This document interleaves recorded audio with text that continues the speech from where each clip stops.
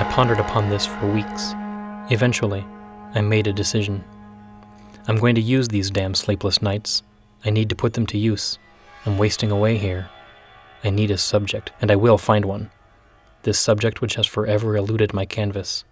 True horror in the flesh. Perhaps I lack sleep.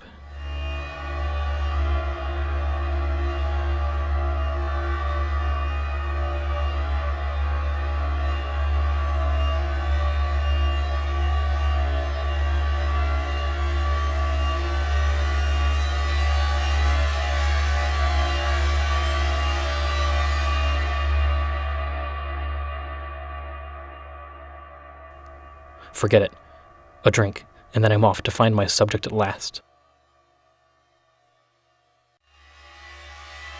Taking a cue from my uncle's disjointed diary account, I started out on my quest. A quest, real or imagined, could only flex my ailing brain.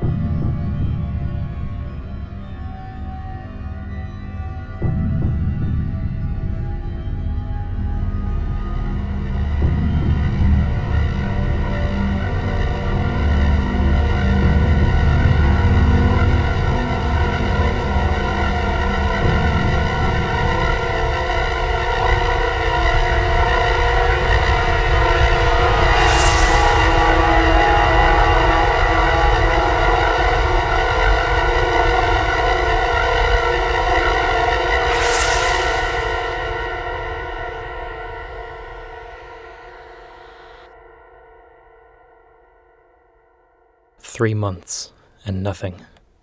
The sleep came in waves, and sometimes not at all. I'd seen every lonely place, abandoned house, and cemetery from here to kingdom come. My paints were dried and cracked, and my canvas was empty, without shape or form. Only the yawning mouth of the canvas waiting to be fed. I had begun to think all was lost when I found myself walking towards a stretch of road that had evaded my eye until now. The dark enticement of this path could not be contained. Something called out to me. An intuition.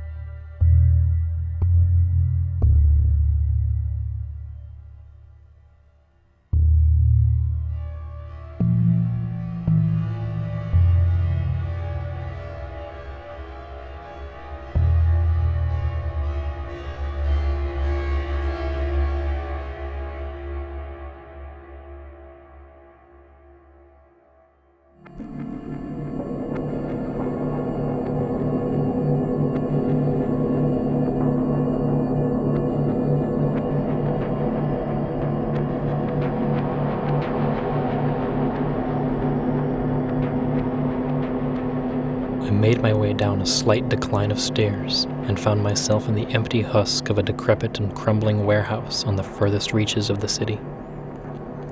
The stillness of the night gripped me with a terrific energy of exhilaration, tainted with fear.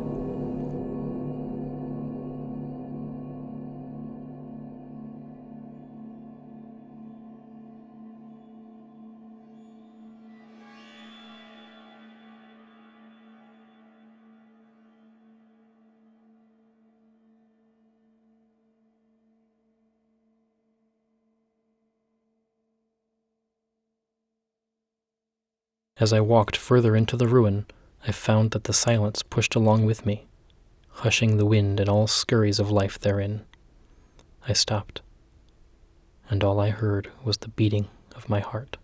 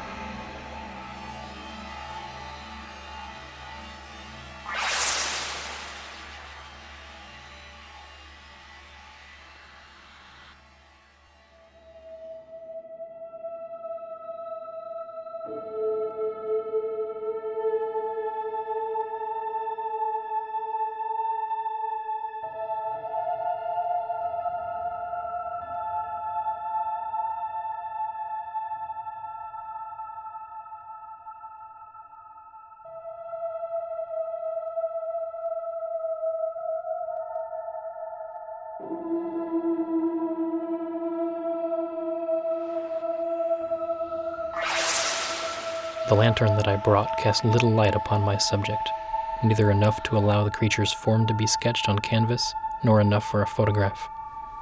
I had to have that monstrosity in the full light and comfort of my studio.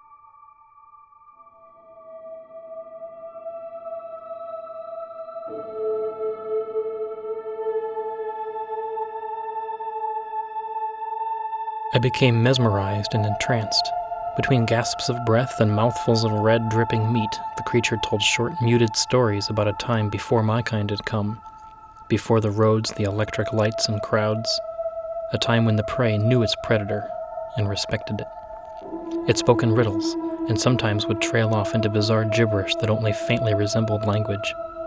Its English ignored proper rules, yet its points were understood, and often double in meaning. I sat in the filth, sketching and listening to this aberration of nature gibber and cackle until the dawn. When the threat of day encroached upon the creature's mind, it became irritated and hissed, retreating back further away into the fetid reaches of its nest. Never once did I get a full vision of my subject, only half sketches and mere dreams on paper, nothing real. But I will not be denied. When it comes to my art, I never am. The following night I returned to the very same spot, as well as the night after, and the night after that. Building a relationship with my subject with meat in hand, the creature seemed to look forward to my visits, snickering with hideous glee. However, the creature became more peevish of the increasing amount of light which I brought in order to improve the quality of my sketches. One final night became especially frustrating because the creature would come no further out of the dirty nest than to peek its head out. Its tongue darted across its lips like a frantic snake wishing to find a new hole. The creature explained that this poor excuse for meat lacked taste. After much prodding, the creature revealed what it is truly after: human flesh. I gripped my pistol. The creature seemed to smile.